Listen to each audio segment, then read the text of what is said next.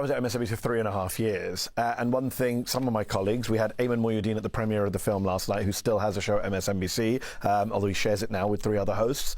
But one thing we did, and one thing Joy Reid, who's also left the network recently, had her show cancelled. Forced out of the network. And Ali Velshi, who's still at the network, thankfully, another great correspondent. Something that some of us did was to try and platform Palestinian voices. One of the problems we have, as you say, is they are iced out. Americans don't hear from Palestinians or Arabs or Muslims or people with actual expertise of the region or people who have spent time in Jenin, in the occupied West Bank, in Gaza. And that is a fundamental problem. You are getting a very one-sided view of the conflict. What's ironic, Amy, is the recent Pew poll that came out showed the American public is actually, for the first time, more sympathetic, less sympathetic to Israel, much more critical. I think it was 52%. I can't remember the exact number, but a majority of Americans were critical of Israel or not supportive of Israel for the first time. And I looked at that number and I thought, wow, a majority of Americans, a slim majority, that's despite the media coverage in favor of Israel. Imagine if Americans actually got fair coverage of this conflict and actually heard from Palestine. Those numbers would be even higher. And I think